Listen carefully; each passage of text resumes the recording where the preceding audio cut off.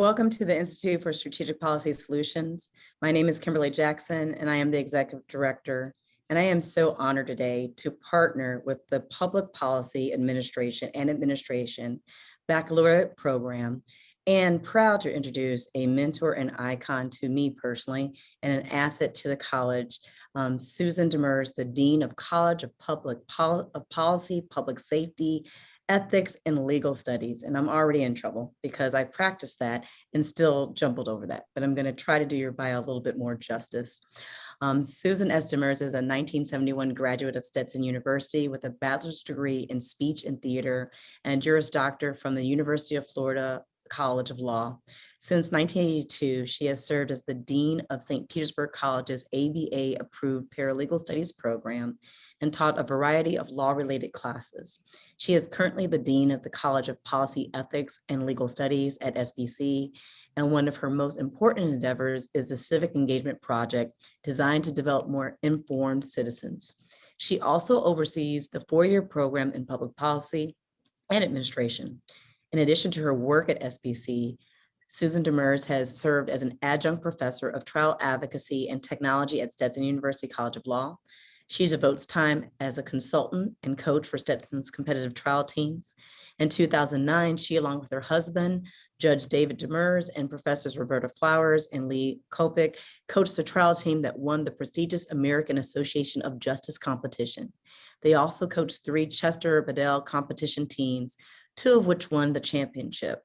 She was honored in 2008 with Stetson's Law's Distinguished Service Award, which was created for non-alumni who devote their time, integrity, and scholarship to make Stetson Law the outstanding legal institution that it is today. She is the past president of the Clearwater Bar Association and served on the board of directors of the Clearwater Bar Foundation. 3 times she earned the CBA President's Award, which honors exceptional service to the public and the legal profession. She is active with the People's Law School, an 18-week program that teaches members of the public about different areas of the law. And I can say, in addition to that, she continues to mentor the many people that she encouraged to be lawyers, including me, and the many people that she wants to continue to contribute to society as a whole, which is a beautiful space to be. So, Dean Demers, thank you for moderating this today. And thank you, Jeff, for allowing us to work with the Public Policy and Administration Baccalaureate Program. Got that right this time. So, Dean Demers, I'm going to let you take it away and introduce our esteemed panelists, which we're so grateful for you all to share your time about your experience in public service. Thank you for your time today. Thanks, Kim. Well, so let me just say that the Chester Bedell count is up by 2 because we won last year and this year, and we coached both of those teams. So just say it. I'm thrilled that all of you have joined us for this really important program today. And I know that many of you have joined us for specific reasons because you have an interest in running for public office. So I'm going to encourage you. You'll see down there in the lower right-hand corner of your Zoom screen, there's a Q&A. As questions occur to you, please pop them into that Q&A queue. Professor Kronschnabel is going to monitor that. I have some questions ahead of time that our distinguished panel are going to address. It's a little bit like, oh, I don't know, sitting down for a deposition. And I'm happy to inquire. So let me start by introducing you first to Connor Donovan. Connor is actually a graduate of our Public Policy and Administration program, and he currently serves on the Tarpon Springs City Council. And I'm just going to ask Connor to just very quickly talk just a skosh about what brought him first to the Public Policy and Administration program and then to public service. Connor? Yeah, thank you very much. I really started doing the Public Policy and Administration program without a certain compass or aim. I wasn't quite sure what I wanted to do. I just knew that I wanted to get into public service. And with the help of Professor Kay, Professor Jensen, and some of the leadership in that program, I kind of got started on the right track. It was actually them that encouraged me to run in the first place. I'm sure I'll get into that question in a little bit. But I'm just truly thankful for the Public Policy Administration program in general, because without it, I would not be here today. Thank you. And we really did not plan that. So thank you, Mr. Donovan. I want to introduce you to Lorraine Duffy Suarez. And Lorraine happens to be one of our adjuncts in our public policy and administration program. And she is a recent candidate, but she spent pretty much a career in public service. And I'd like to call on Lorraine to tell us how she came to that career. And then we're going to dig into the running for public office part of it. Okay, Ms. Duffy Suarez. Okay, thank you all for having me here. Yes, I became an urban planner in 1985 when I was studying at USF. I was getting my degree in political science. I needed an elective. They had one class called planning. I didn't know what it was. I took the class and came home. My sister was my roommate. I said, I'm a planner.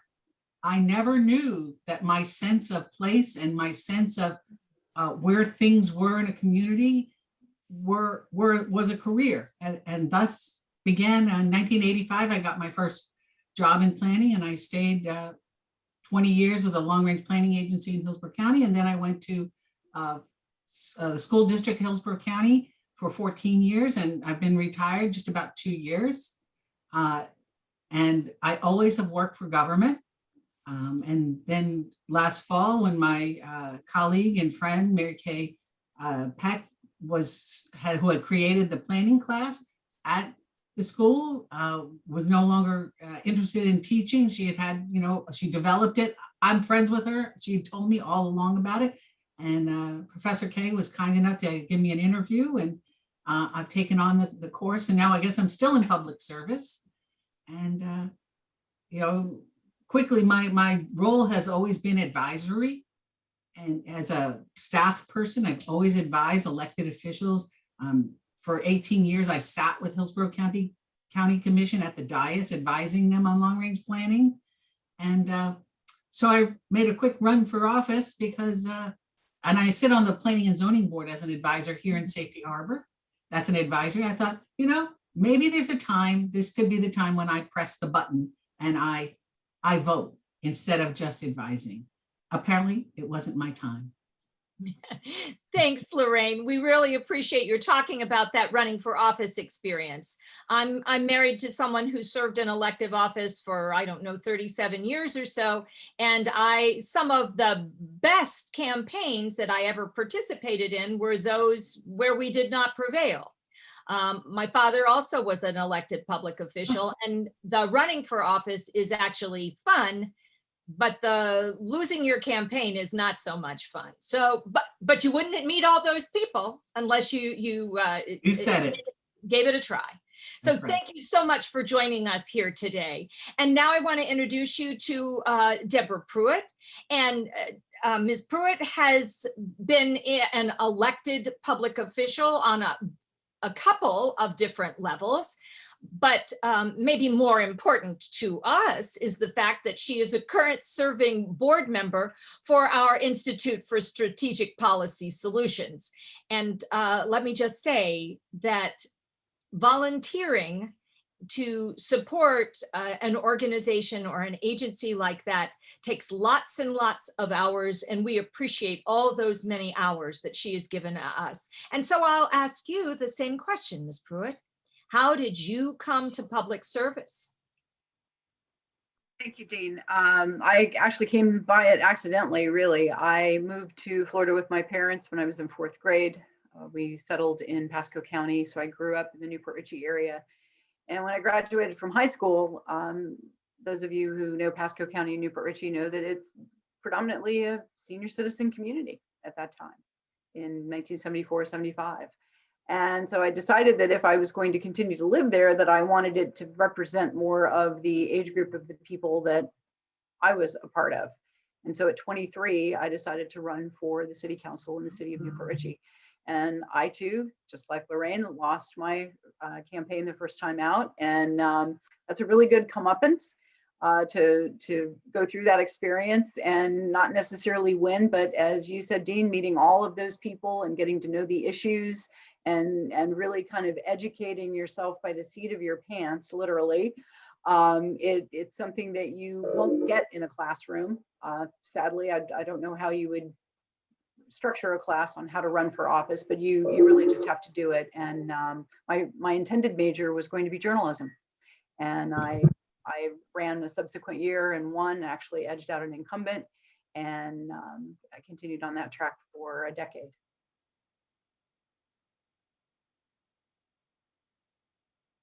So we lost a journalist in this. Is that what you're telling us?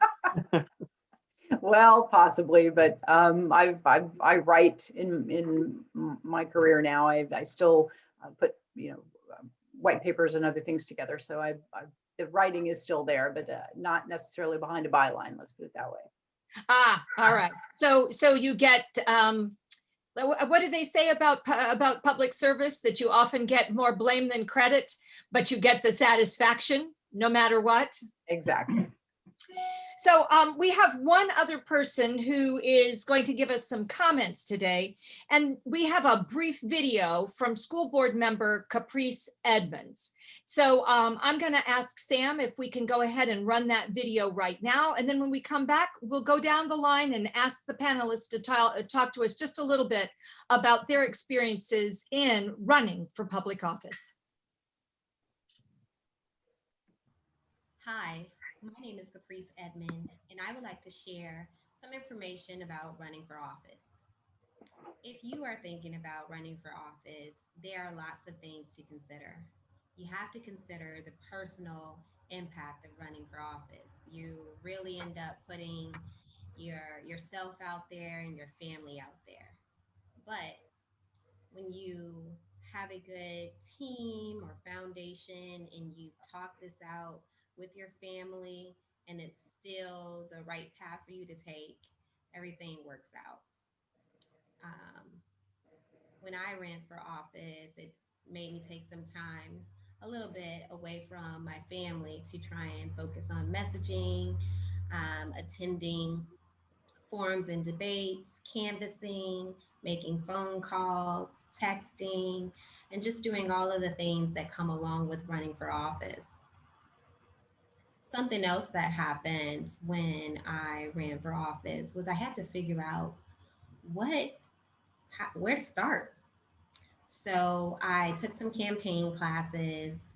I worked on creating or building a team of knowledgeable people, from people with experiencing using various databases, hustle, social media, creating graphics, writing press releases, helping with debates, and various things of that nature. Some of the media outlets that we used included newspapers, such as the Weekly Challenger, Tampa Bay Times, even the Gabber, as well as Facebook, Instagram, Twitter, and even we purchased commercial ads. And I think overall, using the text messaging, phone banking, we had a really, really, really strong message as well as outreach plan. And that helped get our message to many voters that may have not known me. I think there are several things that you must consider when you run for office, besides the personal toll or impact that it takes. And that's, how are you going to raise money? And how are you going to organize a team? And what will your message be? Because consistency is key, and having a solid foundation only helps you keep the momentum going. I decided to run for office based on my experience being a parent, an educator, and an actively involved community member in various organizations. And I thought that it was the time for me to run and use my voice and experiences to advocate for all children. So I decided to run for office. One of the most challenging aspects of running for office was when when the conversations or debates got a little bit challenging, or the media took a different spin to the campaign, and just trying to remain focused and stay on message. And again, when you're running for office, it's not easy. So if you are considering running for office, I applaud you, and you can do it. Just make sure that you do your research and that you're knowledgeable about the office you plan on running for, and that you can truly be committed and stick it out. My race had 4 candidates, including myself, which meant the top 2 in the primary would go off to the general. So after making it past the primary, I gained greater support, additional endorsements, financial support, and my team became larger. And that really helped us bring it home, because it's definitely something that's tiring, it's draining, it's frustrating, but for me, it was worthwhile. When November 3rd hit, as I'm watching the screen and looking at the election results, it was definitely surreal. And afterwards, having the opportunity to get back to normal and rest, and just really think about what myself and my team were able to accomplish in the middle of a pandemic, in the middle of everything that happened this summer. So again, my name is Caprice Edmond, and if you are thinking about running, go for it.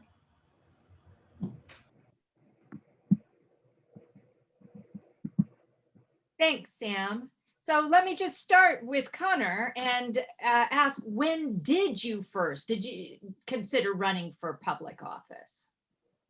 So I don't know how many students are in the lobby that are actually enrolled in the public policy and administration program, but I think the second core course with Professor K, you have to do a case study in which you actually go to a city meeting. You don't speak at it, but you pick a first reading item and you kind of make that your project. And so I decided, I live in Tarpon, I might as well go to a Tarpon meeting.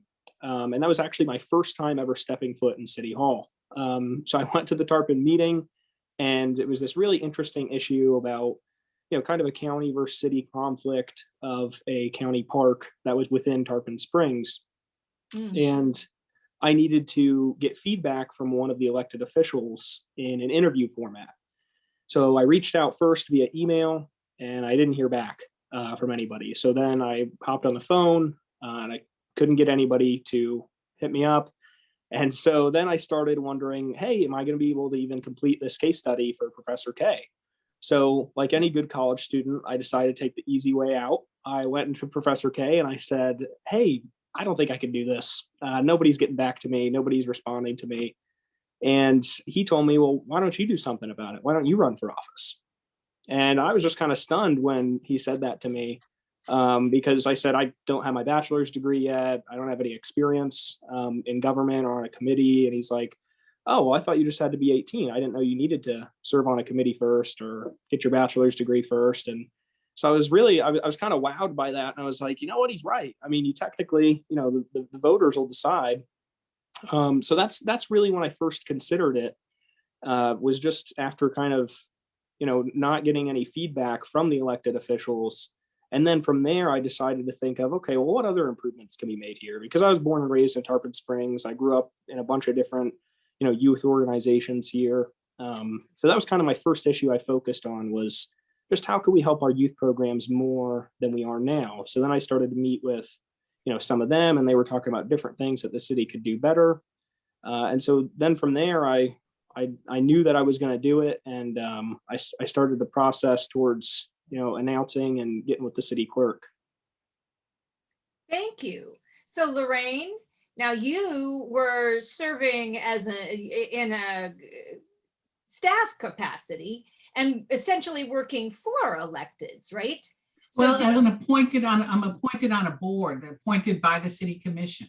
Ah. So I'm an appointed official. on the Planning and Zoning Board, which serves as the local planning agency for Safety Harbor. Mhm. And my experience prior, my working experience was working for the local planning as a staff person in Hillsborough County Ah, for a planning commission, like essentially with the Planning and Zoning Board is a planning commission. That's what we are, but we're appointed and we are not final decision makers on most items. So as I said, I have a ton of experience working with elected officials, sitting through a lot of meetings. I have a lot of experience hearing the issues of local government. And I moved to Safety Harbor 7 years ago. And one thing I noticed is that there's a lot of contention in the community about the future of Safety Harbor. What should our downtown look like? And the city did a downtown plan in 2007, and the vision says by 2012, we will be a vibrant community. Well, as a planner, you say, well, by 2012, it was already, I moved here in 2013. It's not been updated. So that became my issue. I'd gone to the city commission and asked them to, hey, we need to do community engagement. We need to go back and ask people. Apparently I was alone asking those questions. And so sometimes that's what you do. You say, I'm going to run. I have a lot of friends in town that I've made and who knew that I had this experience, in the past. And they were like, you should run. And so in October, I gave some thought to it and talked to my husband and said, I think I'm going to run.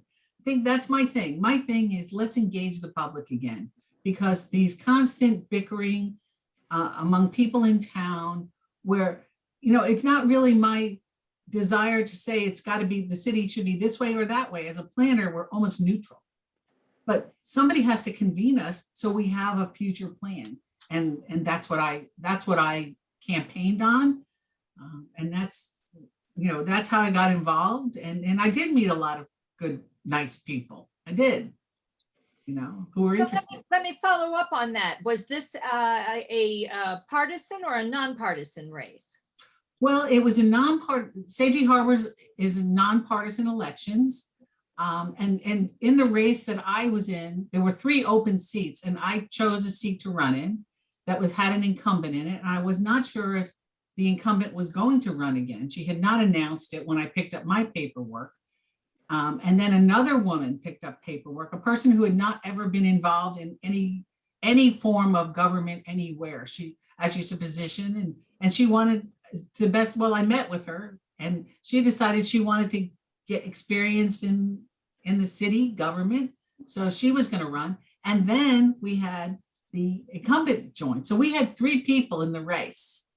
And so, and party wise, 2 of us were Democrats and 1 of us is a Republican, but it doesn't matter, right? So you think. When I was knocking on doors and talking to people, there were a lot of people who said to me, what party are you?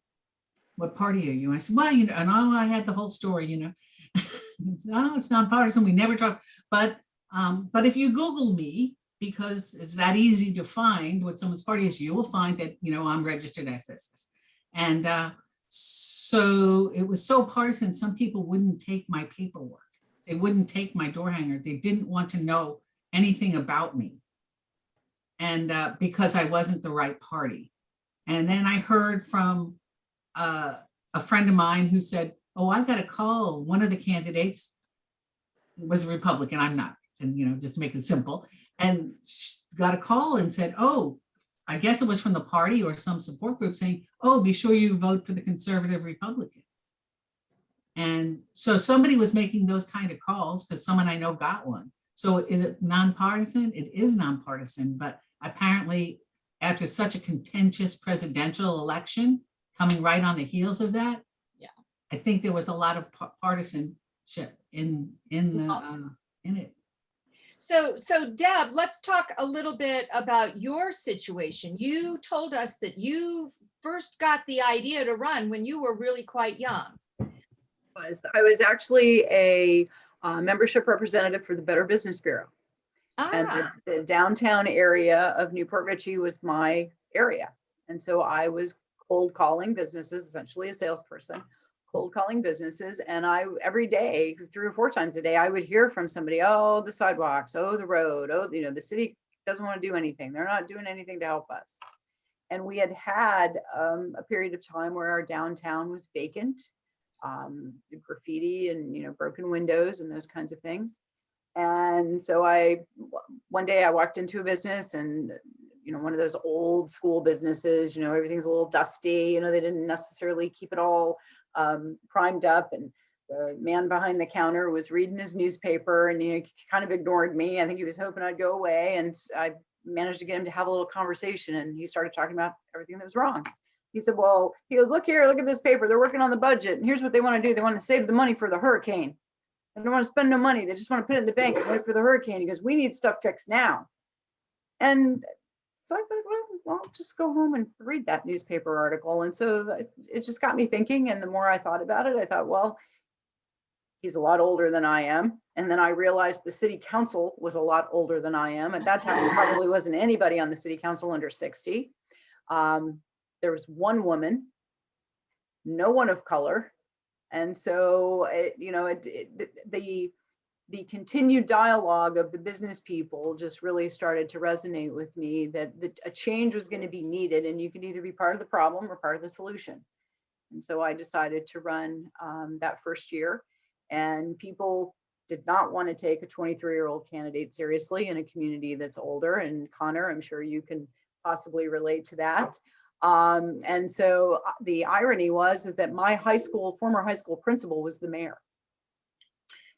And so for a variety of candidates, as you go through this process, you get a little better at doing it every time. But I realized I need an opening line. I needed something to catch people's attention. And so my opening line was, my name is Deborah Pruitt, and Mayor Pryor and I went to high school together. So I immediately addressed the age difference and caught people off guard and was able to, move on past that for most people. There were still some people that had a little difficulty with it, but I learned very quickly that you had to have a thick skin and a sense of humor to be in this process. And the quicker you learned that and the better you got at it, the better off you were. yeah. So let's talk about this business of actually getting yourself on the ballot. Connor mentioned that there are qualifications. Where would you locate those qualifications for an office that you wanted to run for, Ms. Pruitt? So it depends. If you're interested in a city office, which, apparently all of us here have had that city experience, you would go to that particular city. The city clerk is typically the person who handles that initial paperwork process. If it's a county office, you would work through the supervisor of elections. And if it's a state office, you would work through the Division of Elections in Tallahassee. So it depends on the level of government that you're interested in. Back in the day, I can speak about back in the day, the forms were a paper packet. You had to roll them into something called a typewriter. You had to put them in hand. Now there's much more of a technological process that Connor can talk about. And Lorraine as well, being a new candidate, where it's not as delayed, but then your information is immediate. So your campaign contribution reports and everything, if there are errors on them, that kind of happens immediately. So there's the good and the not so good about the technology transition. Okay, so there's that paperwork, but that's not the only paperwork in Florida, right? There's a big cost involved in running for office in terms of loss of privacy, yes? Because we have all these disclosure requirements. So Connor, you want to talk a little bit about government in the sunshine and some of those disclosure requirements? Sure, it can be really difficult, and I think you hit the nail on the head. The city clerk is going to be your best friend throughout the entire process.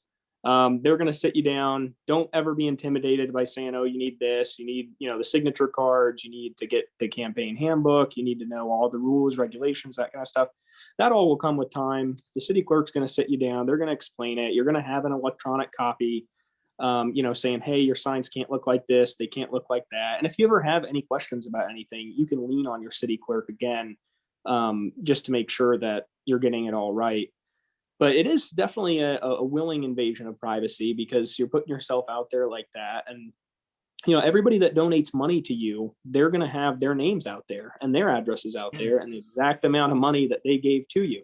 So that's definitely something to keep them updated with. And, it would get kind of frustrating sometimes, because, you don't want anything to even appear, improper. So if somebody would try to give me, a $20 bill or something like that, I wouldn't even take it. I would just be like, please don't even give me the headache of trying to put this into one of those treasurer forms and try to justify, cash being handled.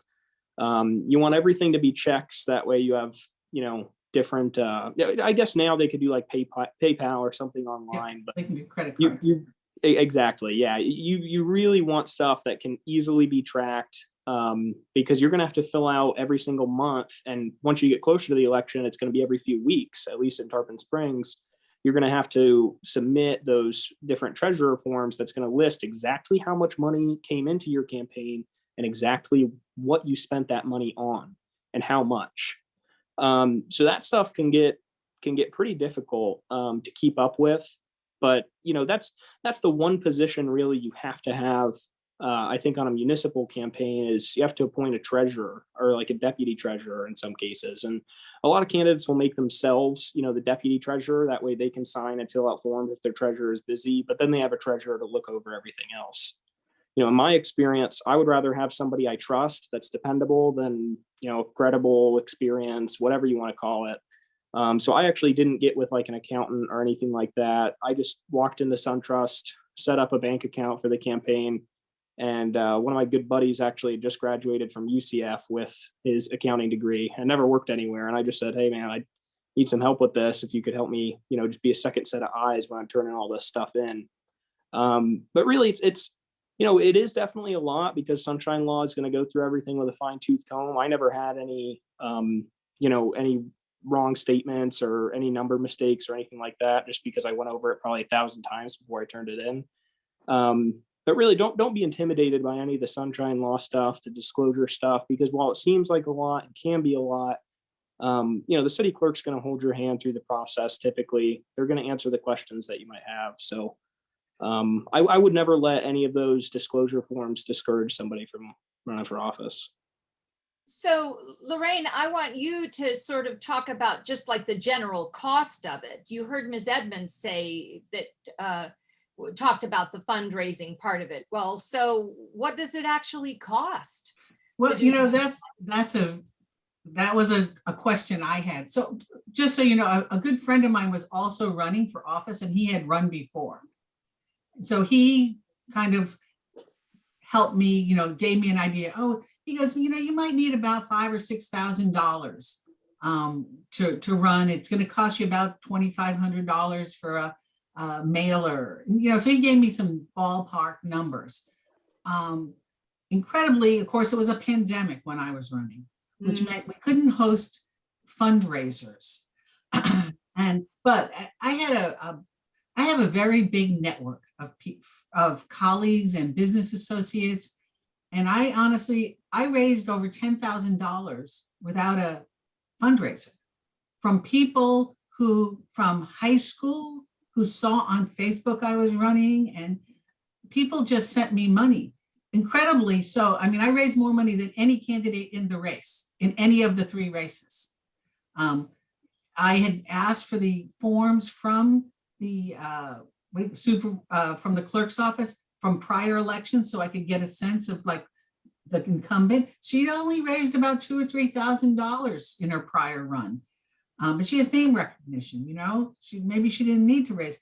I didn't intend to raise that much money, and honestly, I turned people down when they said, "Oh, I was going to write you. Don't write me a check because I don't know what I'm going to spend it on." So I am an anomaly that I raised so much money and I still didn't win. I put out 2 mailers. I had all sorts of different ways, and door hangers, 2 rounds of those. I had little business cards that I handed out to people on the street and gave handfuls to people who were friends, and someone say, "Oh, what do you stand for?" Boom, here's a business card if I'm having coffee in the morning. I mean, I was prepared. So personally, I spent $100 because I opted not to pay myself back because I had extra money, but I opted not to pay myself back the $100 and I donated it to some 501(c)(3)s. I had like, in fact, today I filed my last paperwork and I donated it to two charitable organizations, the last $500. So the financial disclosure forms is something that I had to do in my last job. I had to file financial disclosure as an appointed member of the Planning and Zoning Board, and I'm subject to sunshine laws on the Planning and Zoning Board. So I was all ready. I mean, there was nothing, nothing I had to learn. I mean, do really. The tedious part, I didn't have a treasurer because if I'm only raising $4,000, $5,000, I was worried about it. I don't need a treasurer. I'll just do it. And so I was doing it. Was quite tedious. And I had a friend who said, let me just fill it out for you. And another friend who runs books for another a big company. And she said, I'll double check it. So my friends put in the info. I was the treasurer, but all I had to do was double check. Every time I tried to do it myself, I made an error, but one of them would catch it.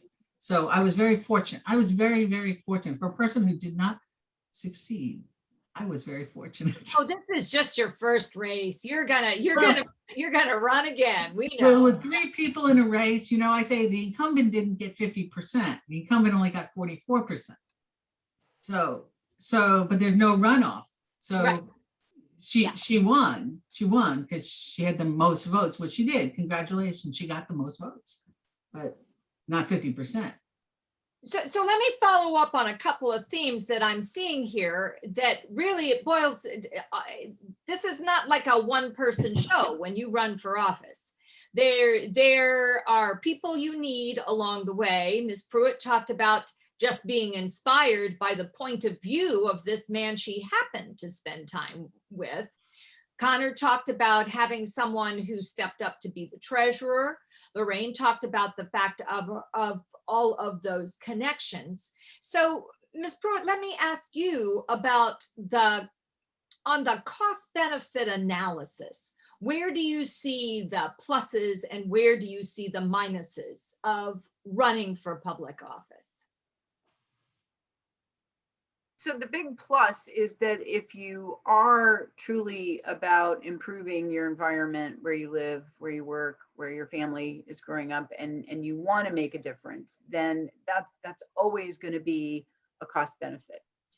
If you think it's easy or you're getting into it to be famous or be quoted in the paper or be on TV, that cost benefit will slowly wane because it isn't always a fun job.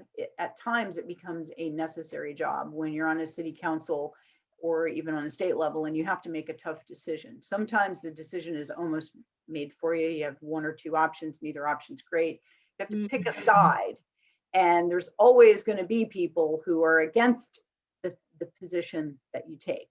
But if you do it in a way that's based in public policy and facts and information, that leads you or guides you to that decision, hopefully you can reduce those political ramifications. At the end of the day, it's a political process, and there are still people, I'm sure, that are upset with me over a vote I've taken. Although after I got out of the city council seat, I did have a man approach me at a restaurant one time about an issue that I took a position on, and he apologized. He'd come to the city council meeting. He was rather upset and not very nice, and he apologized for his behavior and that he was wrong and that he realized that I took the vote that I took because I had more knowledge about the situation.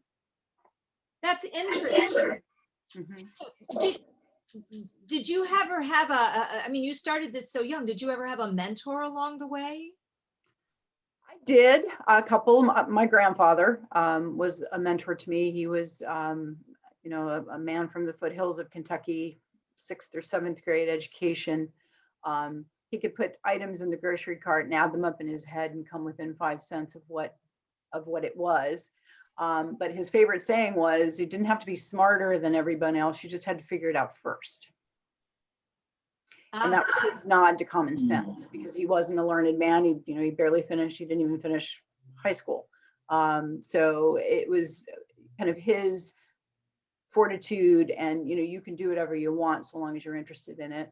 My political mentor would be a man by the name of James Hollingsworth, Dr. James Hollingsworth. He was my government instructor at what was Pasco Hernando Community College, because I'm old enough to have attended a community college. And he was also a county commissioner at the time.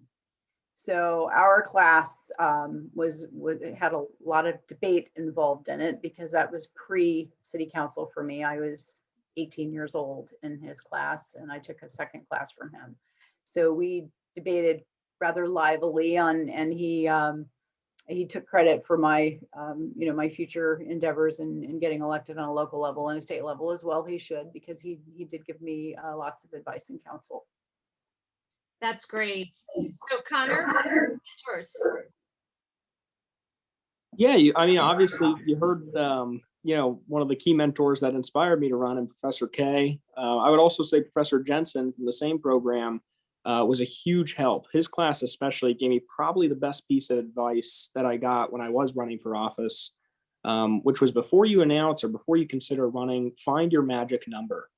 And that was something that we learned in his class. I believe it was his mass media class. And what he meant by magic number was to go back to the past 3 to 5 municipal elections that you were going to run for, and find the similar conditions. Like when I ran, the mayor race was also happening.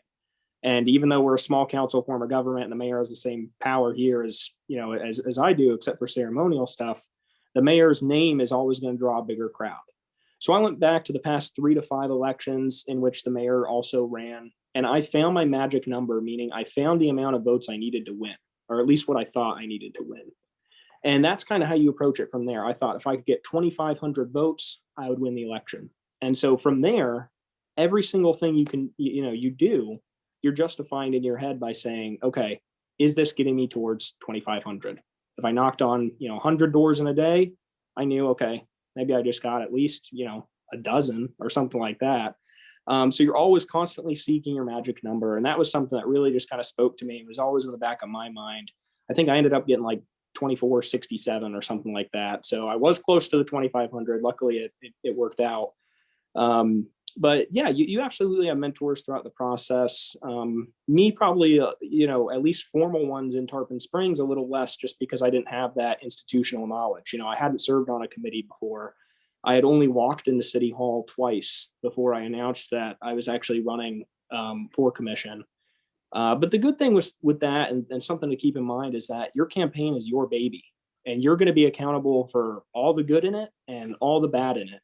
So regardless of advice or anything like that, you need to remember that whether you like it or not, you're going to be blamed or rewarded for the different things that happen in your campaign. I remember one time somebody had put on Facebook, I guess like illegally in a median, my opponent's sign was in the median, and I guess somebody I'd given to a sign to at one point went and stuck my sign right in front of theirs in the median. And so people actually accused me of being like the Grinch and sneaking out at night, and me myself putting this sign in front of my opponent's sign. And it was just so funny, because I was just, I got like, there's like 100 likes on Facebook calling me calling me out for it. And I was like, man, why would I did not do that. But it was just kind of funny, because that's the kind of silly stuff that happens, especially with social media today. And then, the same thing with my door cards. Like my first door card run through, I think I designed it on like Staples design website, and it was pretty generic. And I handed it out the first couple of times I had knocked on doors. I was just looking at it one day after knocking on doors, and I said, this stinks. I did a bad job with this. I need to do better. And so I actually ended up burning like $500 worth of those door cards and making complete new ones that were more true to my message and what I wanted to represent. But that's kind of the growing pains that you're going to go through. And you always just have to remember, one, is this getting me to my magic number? And two, whether I like it or not, I'm going to be blamed, good or bad, for this. It's going to represent me. So I might as well get it right, even if it's going to cost me, in my case, more money. Those are both great points. Hey, Lorraine, tell us, did you ever have a particular mentor? I would say I have, as I said, a friend of mine was running he was a prior candidate, and he was a current, so he kind of coached me on what to do. And I talked to some of the existing elected officials, and I had done a little bit of work on one of their campaigns. So I was able to ask, some good questions. And then I got another lucky break is I was getting my signs printed at a company. And when I wanted to do a mailer, I thought, oh, they do mailers, I'll go there. And as it turned out, that is run by a seasoned professional, former state legislator. And when I went to get my cards printed, I had this person there who could help me and help me do my cards so they would look good.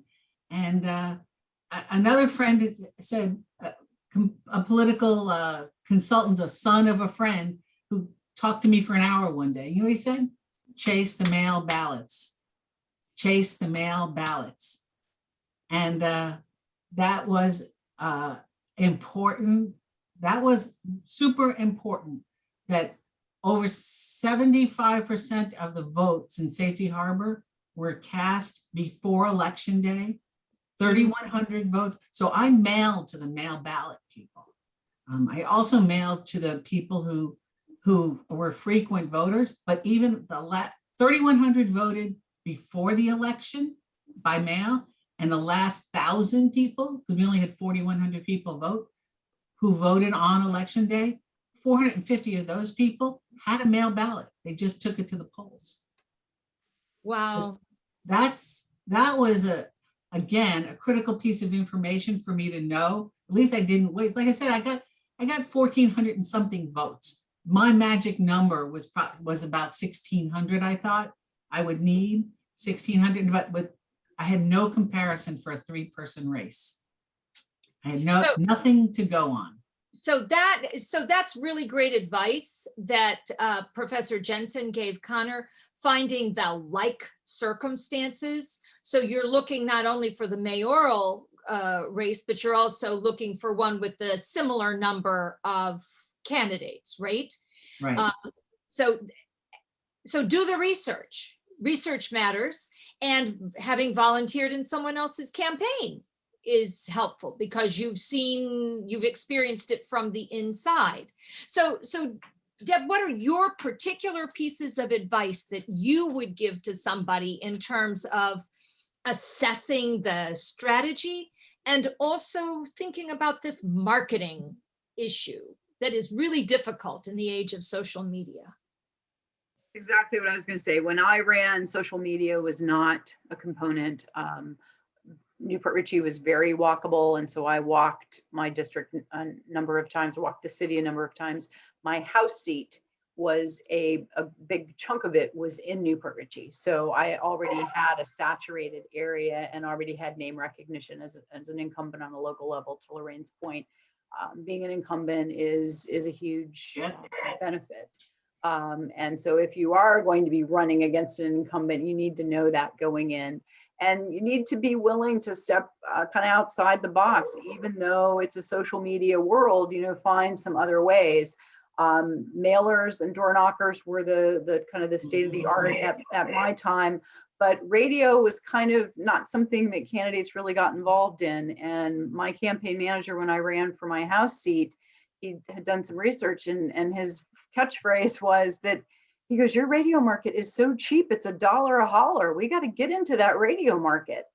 And so we developed a talk show format, and we purchased 30 minutes of airtime, and we aired it as a talk show with their moderator. And so we knew the questions, I knew what my answers were going to be, and we designed it in that way. And I got all kinds of comments from people, because remember, Newport Richey and that district was an older district. WDUV is the radio station, is still there. And they got the warning and clicked it on, and they went to bed. When they went to bed, they turned it off. And so just because everyone is doing social media or whatever, you kind of have to look for your niche and figure out if there's a place that is not being utilized that you can capitalize on. So the big cost then, I mean, if you had money to spend, radio was a good thing to spend it on. Today there's internet radio. I don't know whether it would be worth the time to construct it, right?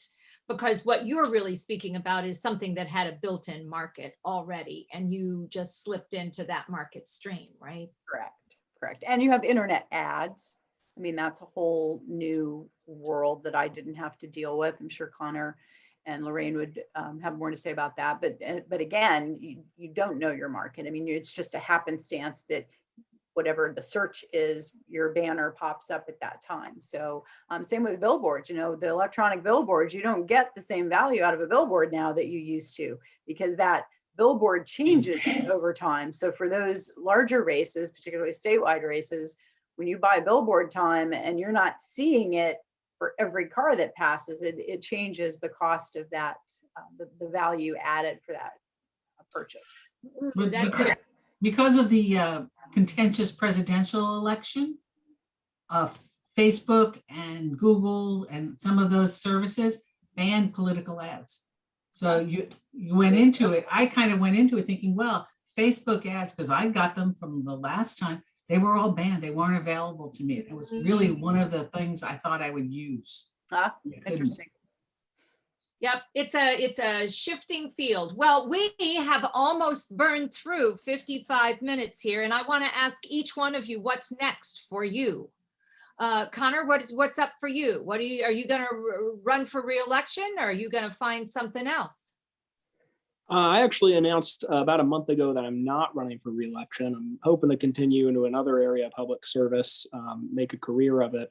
But really just what's next after running the campaign, you know, in my case, my campaign was successful, and, you know, that's the fun part, because then you get in, you can start kind of bringing all your ideas up, trying to move them forward and see some results. And that, to me, you know, you mentioned cost benefit earlier. That's, you know, the biggest benefit is the difference that you get to make, the promises that you get to keep, that sort of thing. But moving forward, I still have a year left here on the board, so hopefully it'll be the most productive year yet. That's great. I see your mentor, Professor K, just popped up there. So thanks for being here this afternoon, Jeff. Thank you. Can I add one more thing real quick before you go to the slides? Sure. If any of our listeners has any questions on how to proceed with this or need some help, just get a hold of me. We're glad to help you, no matter whether you're in your program or not. We can connect you up at city clerks. We can connect up all the stuff that you need to know. Just give us a call or email us. We'll work with you. And I should also point out that many local organizations, including the League of Women Voters, run campaign seminars for people who are planning to run for public office. And I think on the statewide level, I can't remember who's currently doing it, but there are organizations that do that. Hey, Lorraine, what's next for you? Gonna run again? Well, the next election that I'd probably be interested in would be 3 years from now. So I'm really not even focusing on that. I saved some signs, but I wasn't sure if that, because there's a lot of money invested in those signs, you know? Yeah. So I didn't throw them out yet. But you know what? I'm still on the Planning and Zoning Board. Well, right. And I would add that there are lots of opportunities in a Pinellas County with 24 separate municipalities for you to serve on many appointive commissions, boards, and whatever. So had I been elected, I would have switched off. But I didn't all right. elected, so I'm still on this one. Good work. We appreciate it. Deborah, what's next for you? So I have been very privileged to be with the Juvenile Welfare Board for the last 20 years. I serve as their senior public policy officer. This is my last year. I'll be retiring in December. And my son will be transitioning from middle school to high school in 2022. So my kind of firewall is there to kind of keep me focused on something moving forward for him. And I don't know what's next. Never say never. I cut my teeth in this business. I enjoy it. It's changed a lot, but you know, who knows? We'll see what the future holds. Well, I really appreciate the opportunity to spend time with the three of you this afternoon. I learned a lot. I also think it's pretty inspiring that each one of you were willing to step in, and obviously thick skins are sort of the name of the game in this business, but that's what gives you the opportunity to make a difference. So thank you very much. I'm going to turn it over to my former student, Kimberly Griffey Jackson. Ms. Jackson. Thank you. You know, it's I don't think you could have said it any better. Like, service is the price we pay to be here. And when we get good people who want to give to the community and want to make our villages a better, more expansive, helpful place for future generations, and we applaud all of your efforts and all of your sacrifice and your exposure as you're doing all this. So thank you so much for agreeing to share your knowledge with our students and with our participants today. And again, thank you to the Public Policy and Administration Baccalaureate Program and to Dean Susan Demers, the College of Policy, Public Safety, Ethics, and Legal Studies Program. And again, one of my mentors. I'd like to just share briefly what ISPS is, because it is a think tank embedded in St. Petersburg College that was created by Congressman Bill Young to create more connected communities. He wanted to have social, political, and economic programs that were nonpartisan in nature so that people understood the proper and appropriate scope of government. We have board members across the county, and we are quickly expanding. So if you ever want to learn more about us, please go to isps.spcollege.edu or follow us on Facebook. And we just recently launched Instagram. We do have a couple of more programs before we end this particular spring semester. And we're happy to say that we are going to be working more towards hybrid programs as we learn how to thrive in our new hybrid environment. The first program is on April 20th, and that is a conversation with U.S. Ambassador Delano Lewis. We hope that you can join us. It is an evening program, and we will have students who are helping us co-moderate this. We have two student board members at ISPS, and one of them has agreed to join the conversation for this program. Our next program is in collaboration with the St. Petersburg College Foundation, and that is going to be done on April 28th. It is a 4-hour program. St. Petersburg College Foundation was blessed to have a Tampa Bay Super Bowl host community donation that allows us to have a program to learn more about social justice. ISPS will be providing information on COVID through the Florida Department of Health, and we'll have the first hour of the program, but there'll be many other entities coming in to jump in to teach you more. And with that, I'll say good day and thank you again for your time. Public service is important, and learning how to engage in the community is important. Thank you very much.